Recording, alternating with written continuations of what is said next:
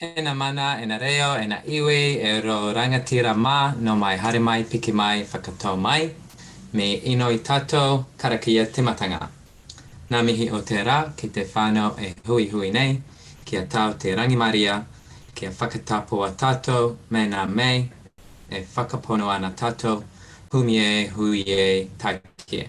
Ko saka toko inua, he kai whakahare kopapa ke huie community Aotearoa, ke te noho ki e te whanganui a Tara. Kia ora, my name is Sacher. I am the project manager with Huie, based in the always sunny Te Whanganui a Tara, Wellington. Welcome with us today. I'll hand you over now to my colleague, Ronia, who will walk us over the program, introduce the speakers, and tell you more about what we'll go over today. Nā mihi nui e hua. Tēnā koutou katoa, kua hui mai nei ki tēnei hui huinga. So welcome everybody, those who've come back to join us the second time, and those of you who are joining us for the first time to our second session in our spring webinar series, He Rau Papatanga o Te Koanga. And our kaupapa o te rā is marketing and comms tools for community groups. So ka waia, no tiamana ahau, engari kei te whanganui a Tara tōku kāinga. I tai mai au ki tēnei whenua, te kaumāri mātou ki muri. He nui tōku aroa ki Aotearoa I mihi ana ki te tangata whenua I konei. Ko Ronia Ivers tōku ingoa, he kai whakahaere kaupapa hau ki hui community Aotearoa. So I hail all the way from Germany and now live also in sunny Wellington. I arrived here about 15 years ago and deeply acknowledge the people of this land. My name is Ronia Ivers and I'm one of the project managers at Hui Community Aotearoa. So there are currently two of us working at Hui. We are a peak body to champion and tautoko the mahi of our tangata whenua community and voluntary groups in Aotearoa, New Zealand. And I'm really pleased that I can be here with you today and guide our kōrero. So we always start with a little bit of Zoom housekeeping. We are recording this hui so that we can share it later with more whānau and friends. I hope you're all okay with that. If you could remain on mute while others speak, that would be great. And really encourage you to use the chat function to make comments, post links, and post any partais to our speakers. And please tell us who you are and where you're tuning in from in the chat now. That would be lovely. And feel free to keep your video on if you'd like to. We'd love to see you as well. So our spring webinar series is an opportunity for peer-to-peer learning. And this time we wanted to provide you with a special series centered on finding the best technology tools for you and your team. So whatever tool you decide is best for you, please remember that technology can be a great enabler, but it also has its limitations. So today we hope that you go away with a better understanding of the tools available to help you with your external comms, with your graphics and more, and how to use technology to help you build your community. So we're really grateful to our partner, the New Zealand Navigator Trust, who are a small committed charity that equip community tools with that equip community groups with online tools. So you'll hear them talk a little bit about their digital stuff we love platform and an invitation to contribute to that platform as well. And we're really grateful to our kai kōrero, our speakers, who spend time preparing and sharing their knowledge and experience with us. So for this session, we specifically asked them what tech tool sparks their fire and how it makes their lives easier running a community group. So I'd like to introduce our first kai kōrero, Sze-En Watts. So Sze-En enjoys working with her team to infiltrate corporate processes and spaces with creativity and the unexpected. She is the studio mum, aka manager of the social impact studio at the University of Otago. Here she has spent the past 9 years channeling student vision, hope and insight towards creating maximum social impact. Outside the studio, Sze-En spends her life savings at cafes, reading books to her children and planning the next family adventure. The tech tool that sparks her fire is Canva. No mai haere mai, Kei Aotearoa. Welcome and over to you, Sze-En. Thank you, Ronya, and kia ora koutou. Ko Sze-En Watts toku ingoa, and it is my great pleasure to be able to come and hang out with you all online and share with you one of my ultimate favorite. It used to be a secret weapon, and or not weapon, it used to be like my secret magic power, and then everybody else discovered Canva, but that's not a bad thing. And I will spend the next little bit just sharing a little bit about why I love Canva, how it really helps me to do my mahi, and share some tips for how you might get started. But I will share my screen to get things rolling. Hang on a tick. You know, when you're like, I'm all ready for this, and then you're not. Bear with me.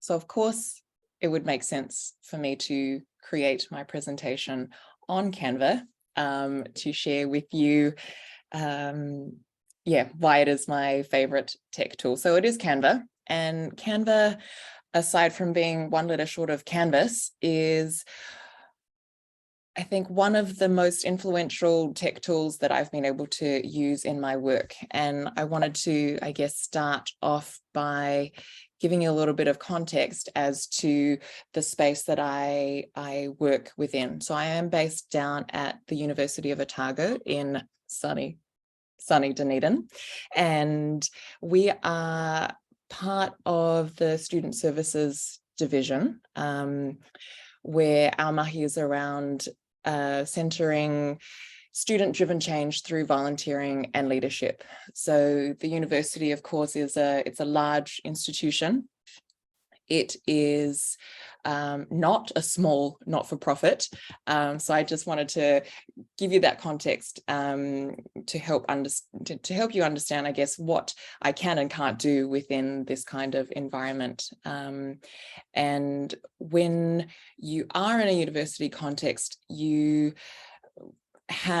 there is an official marketing, comms and design department, and it's their job to work within official brand guidelines, where they have very specific colors, very specific fonts, and very official logos. And you'll see the University of Otago one. Let me just move that over there. Oh, so this is me and my partner in crime, Tash. So this is the university logo. And did you know that for a while, these two logos over here were somewhat illegal within the university environment, which I did not know. But anyway, I had them made up by a student. And then it turns out that there are very specific rules around which logos you can and can't have near the university logo. So in some ways, the Social Impact Studio operates like a little NGO inside this larger institution of the university. And I'm always mindful that there is the official rules, and so from it within your context, you may have something similar. For example, if you're with the Cancer Society and it's a national organization, there will also be particular rules around branding and sizing and placement and font and color and things like that. But Unicrew and Silverline are two communities that we work with here at the Social Impact Studio. And it's not just me and Tash in here. We are held accountable to our work by these lovely humans here. So we actually spend most of our days pretending and wishing that we were still students, but our audience and our community are the young people at the University of Otago. So these are humans who are between 18 and 21 years old. They have a very specific gaze. They know what they like to look at, and they know what they don't like to look at. And so being mindful of that, we want to create things that students want to look at so that they engage with our different initiatives.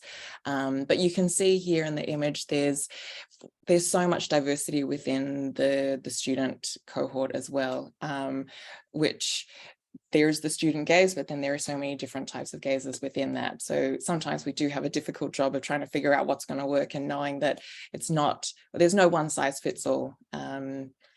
But that is our key audience. And so for you, think about who that is for your organization.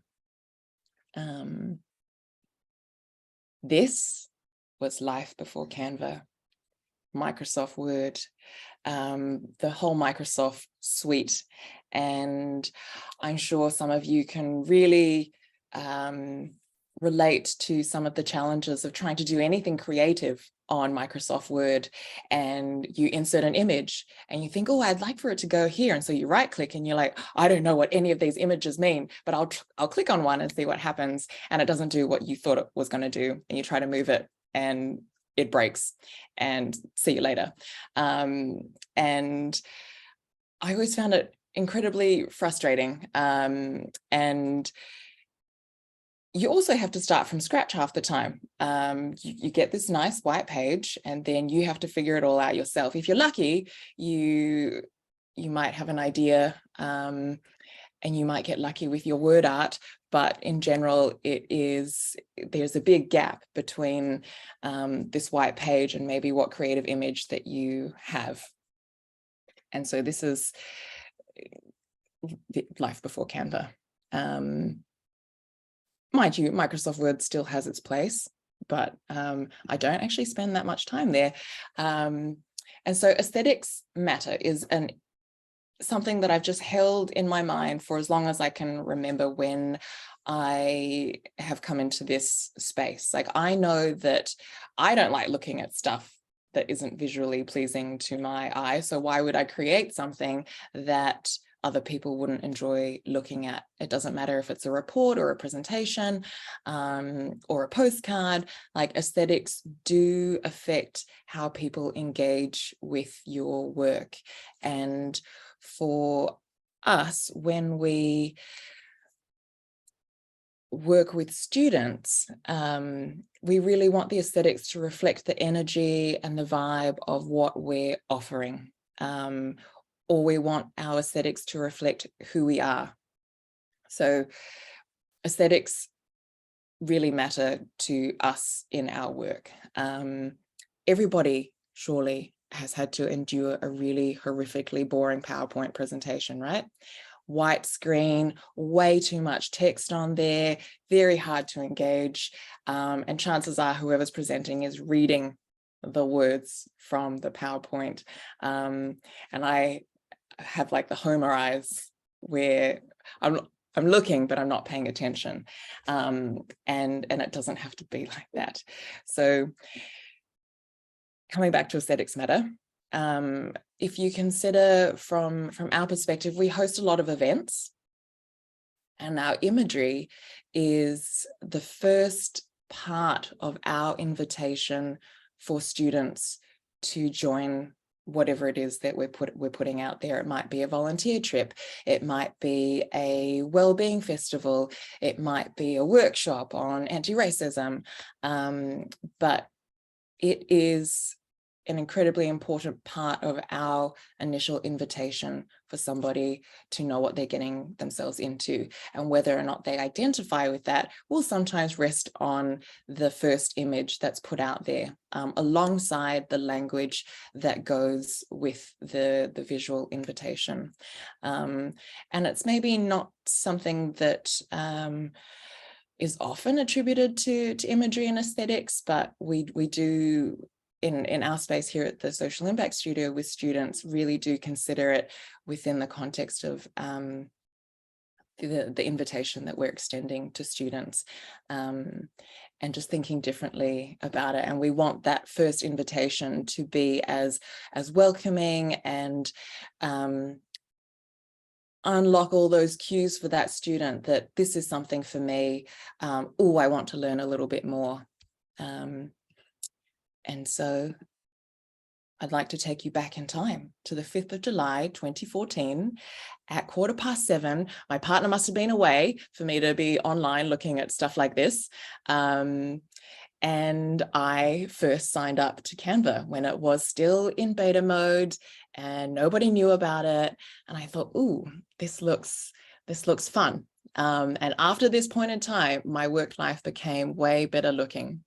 And you'll see here some examples of what I've been able to do with Canva, which is this platform, or it's like having a creative graphic designer in your pocket, but so much more than that. So Canva is when you want to create something, whether it's a certificate, whether it's social media, whether it's an email header, whether it's a poster or a logo. This was a really big report that I put together on Canva. So when you're in the mood to create something and you want to create something aesthetic and beautiful, and you don't want to have to deal with the formatting nightmares of Microsoft Word, then I would really encourage you to look at Canva. It is, you can see, applicable to so many different things that as an organization, you'll probably create at some point. You might create a presentation, you might need to create business cards. These things you'll see here are generally in-house, and so therefore we're less, I guess, beholden to some of those corporate guidelines that the university has as a whole. So there's a little bit of flexibility in there in terms of what you can create and what colors you use. For example, I don't think that the university would really enjoy this lovely purple and orange situation here. The university loves blue and gold. We also like blue and gold, but not on everything. But it has a lot of room for you to get creative. I personally am a very visual person, and I had this idea around how can we ask students to share what's top of mind for them in terms of mental health and well-being. And so we thought, well, let's have an interactive installation. And in my mind, I knew what I was picturing, and I could see some like blank faces on people who I was trying to describe this thing to. I was like, I'm just going to make it on Canva and like show you what I'm imagining. And this was it. It was a plywood board with some stickers that would allow students to write what was on their mind, and different services could then reply on other stickers. And visually, I knew that I wanted it to be delivered in a particular way. So on Canva, I found a picture of some wood. And then I made, those kind of my name is stickers, but just changed the wording. And then I just put them on top of the plywood, just to be able to visually show somebody what was going on in my brain. And that is it in real life. And very easily you start, I don't know if this happens to other people, but I will see a poster and I will think, how can I make that in Canva? I could make that in Canva. And you'll start to see your life in Canva. But for me, this was such a great way to use Canva as a way to share what was actually in my mind, but I had to communicate it visually. And it was a really effective way for me to do that, and then for students to engage. So how does it make my life easier as a platform? It's user-friendly and intuitive, like far more than Microsoft Word. It enables me to share my visual thinking. There are endless options in terms of you could create whatever, which can be overwhelming in itself. However, there are templates there which you can use as a starting point. And I might pop into Canva as the platform to show you what it looks like as a working space, and how you can use templates as a starting point. They've got functionality for you to, if you are using your formal colors for your organization, you can set them as standard so that they're easy to get back to. I will share projects that are in progress with students who also use Canva, and so they can share, I guess, share that collaborative process quite easily. There are no MS Word formatting nightmares, and most importantly, like, students will pay attention and engage, and that's the ultimate thing for us. Without students, our space does not work. And so just some tips to get started with Canva. The brand guidelines. 1, find out if you have any and where they need to be used, because the last thing you want to do is create a bunch of stuff and then realize that you can't use it because marketing and comms have said that is not okay. Use the Canva templates. They're an easy starting point to just remix as you need. You could take a ready-made invitation, sub your name in, change the dates, and away you go. So that's a huge time saver. And use real life inspo. Look at posters or presentations or reports that you instinctively want to pick up or look a few seconds longer at, and use that as inspiration for things that you can recreate quite easily on Canva.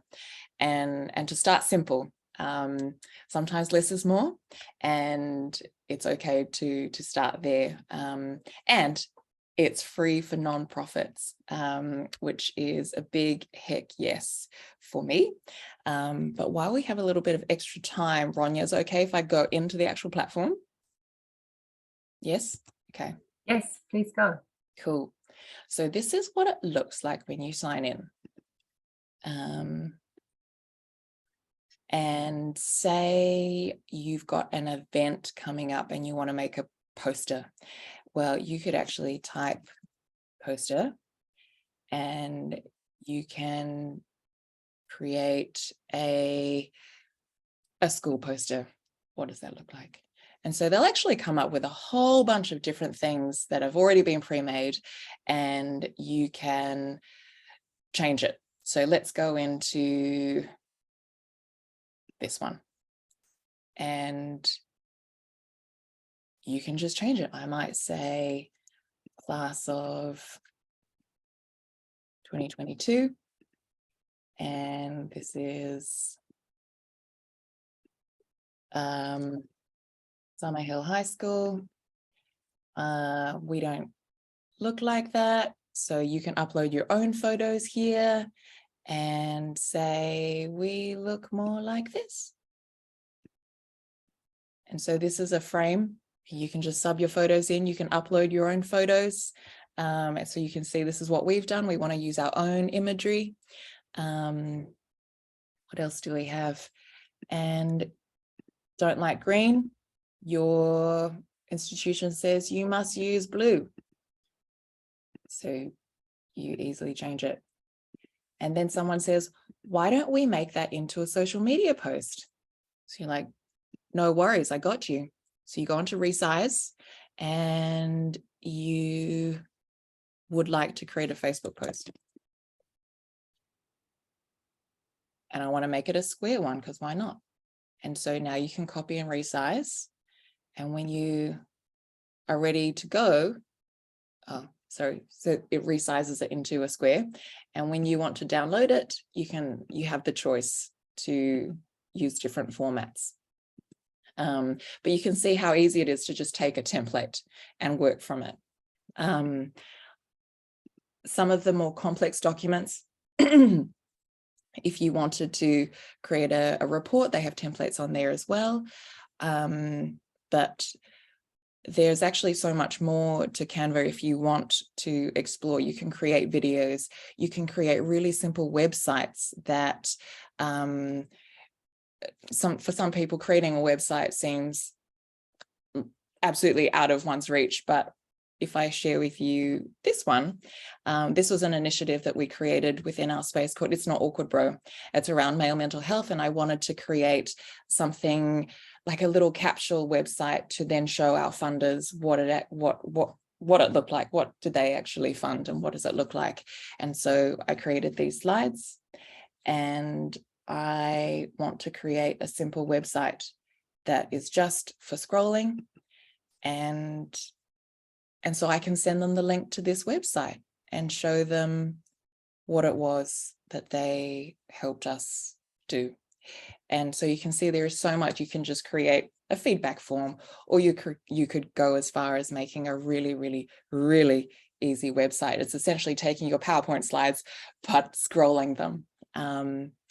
And I suppose I've had several years of playing with it. So there are some things that come more naturally to me, but I would also like to just emphasize how user-friendly it is. They've really thought about what do people need to create things, and how can we make that as easy as possible. And you can see here that we spend a lot of time creating things on Canva, and yeah, just get started. And I think that brings me to the end of my presentation. Thank you. Kia ora, Sze-En. That's amazing. I'm totally blown away by what Canva can do, and the amount of time it can save you by spending a bit of time. I guess with all tech tools, there's a bit of learning. A learning curve at the start, but it seems like Canva is one that's quite intuitive and where it doesn't take so long to get around and working around what you need to do and so on. And once you're in there, it looks like there are endless opportunities to use it in lots and lots of different ways. So thank you so much for your kōrero. I'm just going to have a look and see if there's a question. Ileana just said that you can click upload on Canva and upload PDFs to convert them to whatever social media format you want. Have to tweak formatting after that though. Okay, great. That's also really good to know. Thank you, Ileana. Are there any other questions from those who've joined us today on Canva specifically, or do you have any experience using Canva yourself? We'd love to hear from you before we move to our next speaker. I have one, and more like for recording purposes. You mentioned the branding, Sze-En. Are you able to then like save certain colors or fonts that your branding requirements might need to like have so that you can just revisit easily, or do you have to make those changes every time? No, I think it might be in the premium version, but you can save, I guess, the suite of colors, and you can have folders where you keep logos that you use all the time, so you don't have to reload them every time. So it does make it quite easy for that consistency. And then when you have team members come on as well, you know, they know I need to use that shade of blue. So yeah, it is possible. Kia ora koutou, ko Nikki Paul tōku ingoa.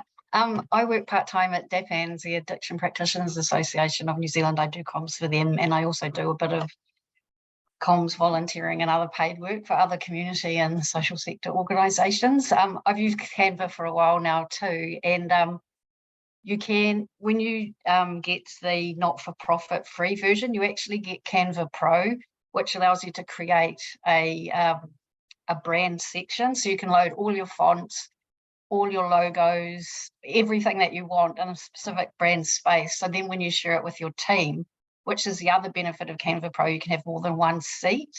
It allows you to then just quickly go in and grab what you need. And the other thing, if you're working with quite a strong brand identity, or you have a brand team that is quite particular about their brand, you can also work with one of their designers or your own designer and get them to create a whole bunch of social media templates for you and other things that are on brand, but you're not having to go back to them all the time. So we've saved quite a bit of money by doing that. You know, we got a designer for maybe 3 or 4 hours to create us a whole bunch of Facebook, Instagram, LinkedIn templates, and we've been using them now for sort of 10 to 12 months. So it saves us a lot of design time, but we know we've had that kind of design gaze over it. But I just wanted to say thank you so much, Sze-En, because I found that really interesting about the capsule websites and seeing some of the ways that you've used Canva. Thanks. Kia ora, and you've inspired Marion to have a good go at it again, so that's also good. Great. I think we are moving to our next speaker.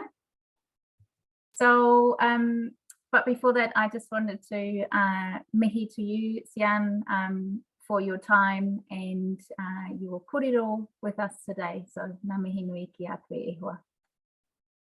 So next, I'd like to introduce you to Alva Feldmeier. She has a background in community organizing, campaigning, and lobbying in the human rights space, human rights and climate justice space. She has collected experiences working in a wide range of settings in Aotearoa and abroad, from flex roots activist groups Oil-Free Otago to serving on the board of Amnesty International Aotearoa New Zealand and the German political climate organization Klima Union.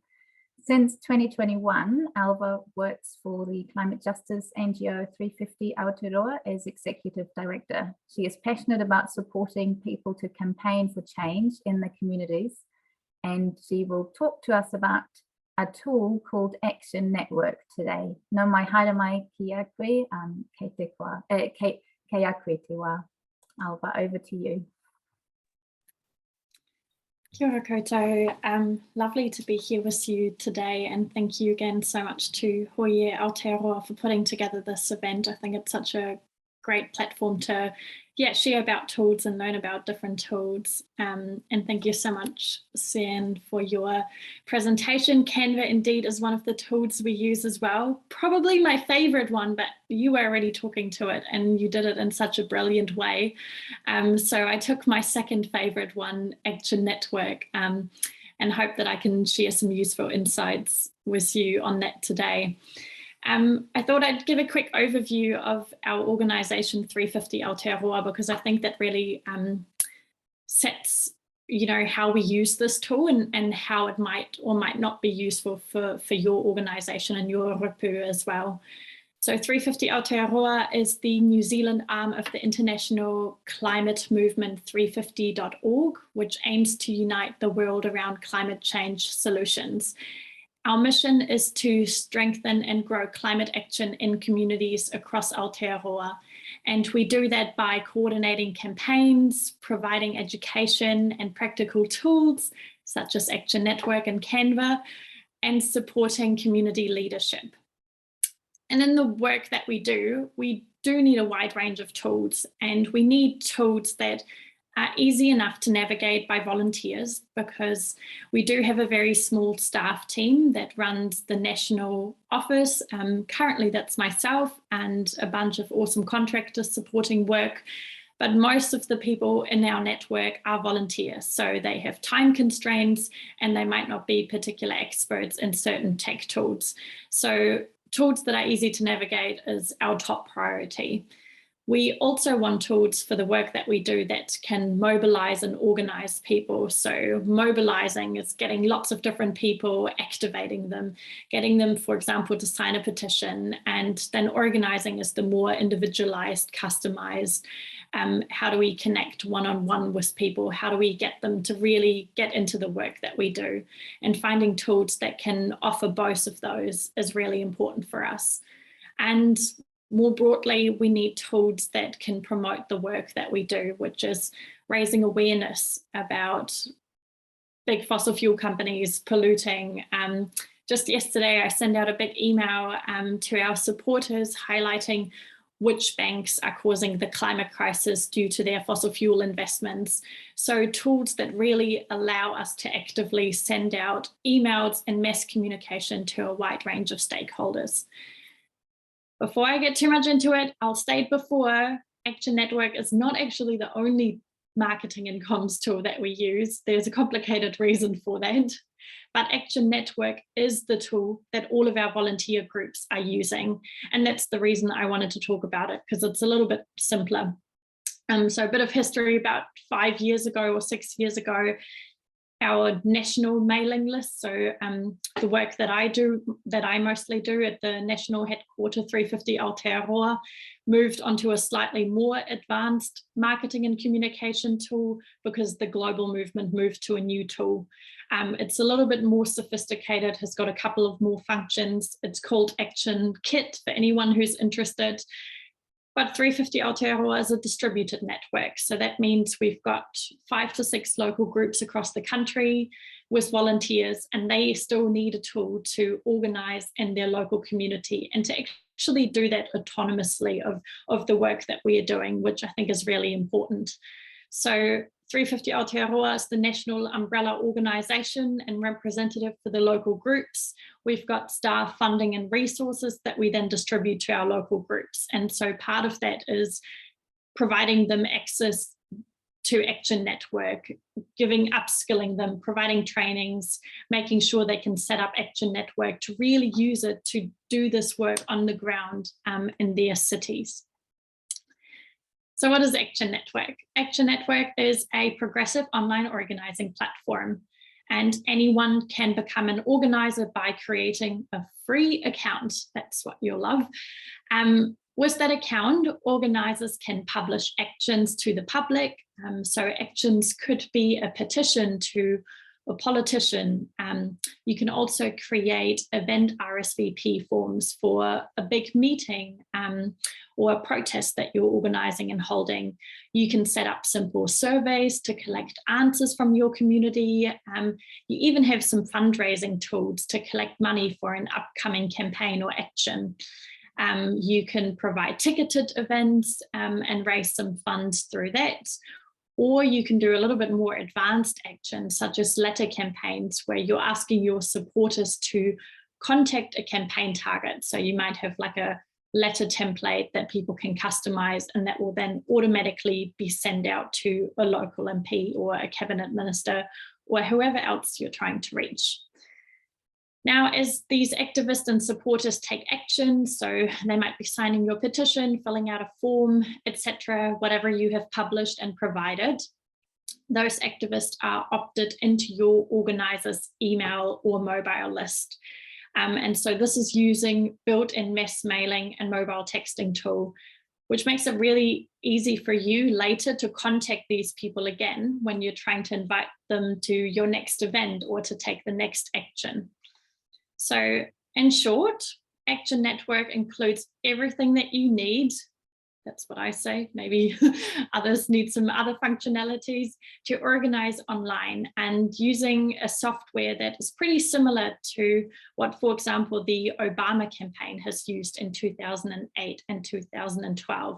You can build and manage your email and mobile lists. And I think given that, you know, it's been used in the campaign as big as Obama's campaign, you know that it can work in a local scale, as our local groups in Aotearoa are using. You can use it nationwide, or, you know, even across jurisdictions and across the country. Action Network focuses on doing one thing well, which is digital organising. So rather than trying to do everything somewhat well, it tries to really focus on digital organising. So they don't offer websites, which some other tools do. What they do have is a lot of like integration points that allow you to connect multiple tools and systems together. An example of how we're using that is for our 350 Aotearoa website, we use WordPress, but then we can integrate petitions or event pages onto our websites through some integration codes. So that, yeah, makes it really handy if you're using different tools.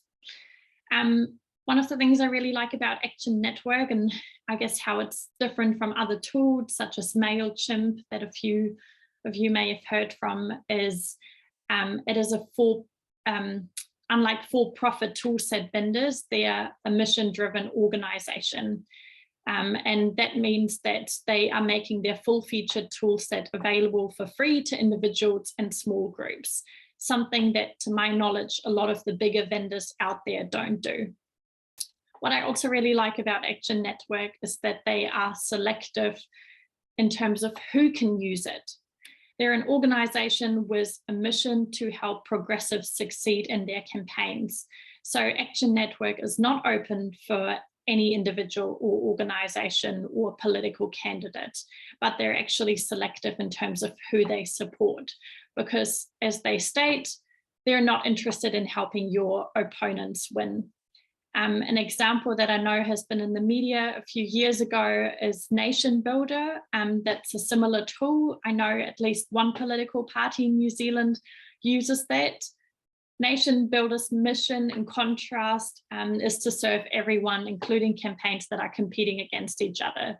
And so they can't and they don't choose sides, which, for example, led in the 2016 US general election that they supported Donald Trump as well as some of the Democrat candidates. Now, this may or may not be important to you and your organization, but at 350 Aotearoa, knowing that we're using a tool that aligns to our own organizational values is really important. And I really like that about Action Network. Now, where to start? I guess if you're in the first phase of your journey of forming a new organization or group, I recommend figuring out what your goals are and what you want to achieve. Because building and maintaining a strong and healthy mailing list and a tool like Action Network requires a lot of time, ongoing capacity, and resources and skills. So from a lot of conversations I have with local grassroots groups and individual activists, one of the most important things for them is petitions. They see petitions as a great tactic to demonstrate public support to politicians, and so that they know that civil society and the public are supportive of the goal they're trying to achieve. If that's what you think you'd like to do, then there is actually some awesome organizations such as Action Station Aotearoa or Greenpeace Aotearoa who host community petitions and can send out emails to your supporters and support you in your campaign. Or another global example of an organization who provides that is change.org, which some of you might be familiar with.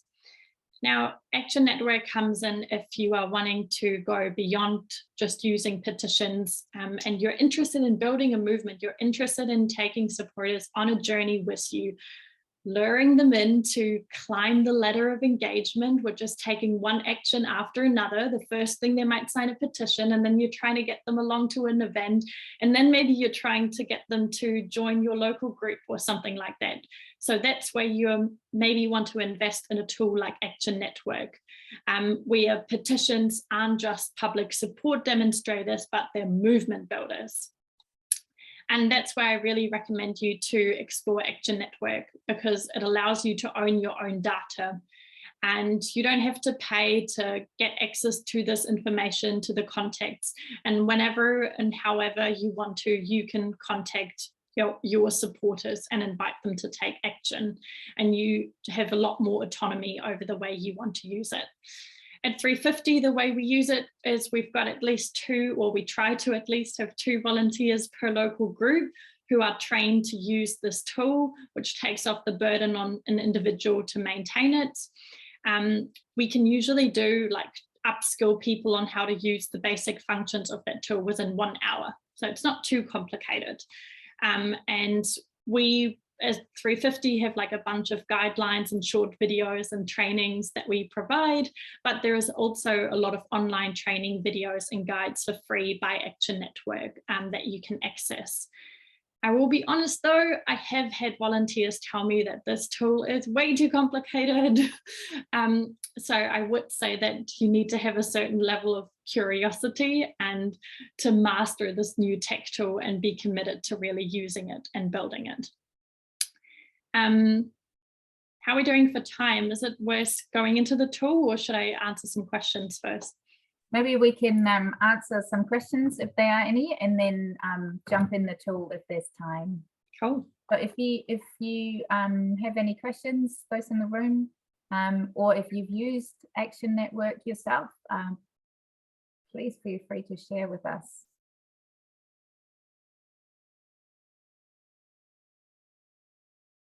Moments of silence. Let's jump into the tool then, Alva, and maybe, yeah, before we move to our next part in a couple of minutes. That'd be great. Sure. I'll just give you, thought I'd give you like a quick overview of what the tool looks like. So this is your dashboard. So this might be your group. You can get insights such as how big your mailing lists are, how many people have joined your mailing list, how many actions have been taken, unsubscribed lists. And then up here, you can create your different actions, your petitions, your event pages, your ticketed events, forms, etc. You can also, this is where you create your emails, and I might click into this just to give you an idea of, the insights that you can get for emails, which is really handy. Like you might want to see how many people have clicked a certain link or how many people have opened an email. Here we go, it's loading a little bit slow. So for each email that you send out, you get these reports for your open rate, your click rate, how many donations you received, etc. One of the issues I often have with Action Network is that it's a little bit US centric, which makes it a bit difficult at times when you're scheduling emails and you don't look up the time in New Zealand time. Your supporters might get an email at 2 a.m. and either they think you're really hardworking or it might affect your open rate because it gets sent out at an awkward time. So there's a couple of like difficulties with the tool, but overall there's great ways to work around it. Oh. Great, thank you. Thanks, Alva. So are there any other questions on Action Network or to Alva specifically in the work that they do? First time hearing of it. Yes, Saka? I have a question. With the ticketed events and the donations, since it's US based, how does that work? Like, can you just set up like a New Zealand bank account or like tax and stuff? Yeah, great question that I don't actually fully know if I can answer. I believe so, that you can, because we've switched over to the global tool, our local groups haven't used the ticketed events for a while or the fundraising, but I know that we used to in the past, and we were able to like send out automated text receipts through that. So even though I haven't used it in a while, I think that should be possible. I also see there's a question around how secure our data is on there because it is from the USA. From my research that I've done on the tool, I believe it is pretty secure, and it is one of the securest tools out there because of its mission-driven organization. They don't sell any data, and the top priority for them is that, you know, groups have access to their own data and can use that, and they won't share it like other organizations might do. In terms of, I haven't seen like a full security external report whether people can hack into it, but I think that's another like key thing to share is if you're an organization who works with a tool and you're onboarding volunteers, make sure that within your own organization you have got some privacy and data policies in place. So I, for example, don't onboard any volunteers onto this tool without having them sign a privacy agreement, because they then have all of this access to like people's phone numbers and email addresses. So I think, there's definitely like, if you're using these tools and onboarding different people to these tools, make sure you're doing due diligence and have got your own privacy policies in place. Kia ora, Alva. I think it's a tool that a lot of us haven't heard about, and so it's really great to see something that I think 350 has used successfully for a while, and we have said in the past there's probably not one tool to do everything, but Action Network sounds like one great tool to do a lot of things. Specifically when it comes to online mobilizing and online organizing. And so thank you so much for sharing that with you. Ngā mihi nui ki a koe e hoa. So thank you for your kōrero and your time, Alva, and also Sze-En. Unfortunately, our third speaker, Lisa Foster, isn't able to join us at last minute, but If you want to find out more about mail term surveys, which is what her topic was, please get in touch with me. And you're also invited to stay past 1 o'clock for some more informal kōrero and pārtai. So before we wrap up, I'd like to invite, who is it, Barb or Marion, from NZ Navigator Trust, to tell us a bit more about them and the Digital Stuff We Love platform, and where you'll find more tech tools, not just about marketing and comms, but of course that's today's focus. Who do I have? Marion. Great, thank you. Kia ora, Marion. Kia ora tātou. Thank you so much for those presentations were just so good. It's just so great to see people actually using tools and being able to feed back the information. And the range of people that are online is just great. You know, we always talk about the diversity of the community sector, but when you see it in action, you go, yeah, it's true. It's absolutely true. So we're a small, tiny little trust, NZ Navigator Trust, and our role really is to curate tools and useful things and for people who are involved in community activity all over New Zealand. And really, irrespective of what the activity is, it's actually about the tools that will be useful for people. So one of the things that we have got there is a big program of a big online platform of Community Net Aotearoa. And in there's a load of things that are free.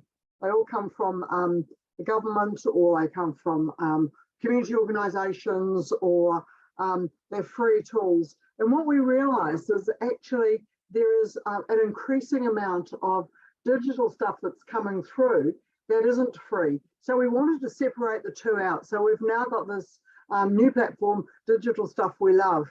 And this is exactly the sort of thing that we've been talking about. Smart digital tools for organisations to help them to engage, to work better, work smarter, all of those things. So what we've done is we've I suppose we want to be like a magnet. So we want to get and draw stuff that community organisations are using and finding useful, and put it here so other people can share it. So I've already got one going through my head, and that's from you, Alva, talking about your privacy policies and things like that. So, you know, would you be available to, for instance, pop your community policy as a template so other organisations in the community sector can use it? That's the sort of thing that we're thinking about, because we need tools that are real and are usable, as opposed to downloadable templates from Google. So, so what we're trying to do is to build a community of action around the tools that support organisations to do the community action that they do. So we're really keen on people to look at the platform, look at the different parts of the trust. NZ Navigator itself is a self-assessment tool for community organisations. Community Net Aotearoa is all the stuff that's free, and digital stuff often has a cost. Some of it is free to community organisations, some of it is free in the beginning, and then there's bolt-ons. So what we've looked at is also not just dumping it there, but curating it. So we curate this so that it's useful, so that people will know that it's whether it's free with limits, whether it's discounted, but whether it fits the New Zealand kind of jurisdiction. So I mean, some of the tools, as I think somebody's already said, they're great, but they're great for the States. They're not for here. So really, we want you to talk to the people you know about the things that they're using, and join this online community so people can share the information. It's really easy to share the information on the website. There's just submit a tool. You can either upload it, or Barb will help. Barb, who is very quiet in the background but is here. Barb will talk to Barb. Barb will help if need be. And the idea is then to have some commentary about it. You know, I mean, I think your feedback, Alva, is like, yeah, it's great, but some people find it a bit hard. and it's kind of like, it's great in these circumstances, but it's a dog in the rest of the you know what I mean? So that we can actually have a vibrant, interactive community around the tools that we can use more of. So that's the plug for using the tools that we've already got, but also using it a bit more. So thank you very much for, we've enjoyed really supporting this process with Huie. So yeah, jump online, have a look. Kia ora, Marion. Yeah, really emphasize, give it a go, share your tools and provide some feedback as well. So the more the merrier on there. So we've come to the end of our session today. It's been really, really wonderful. I've learned a lot about Canva and Action Network. And I think a couple of things that really stood out for me is aesthetics matter. It matters what you put out there, but also it's a gateway to more engagement and relationships that you then build with those people.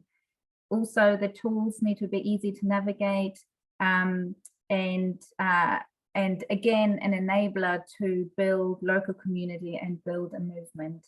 And yeah, so we're really talking about real tools that are used by real organizations. So thank you so much, he mihi nui tēnei ki a koutou katoa. Thank you to you all for tuning in today, and special thanks to our speakers and our partners and all the questions that have come through.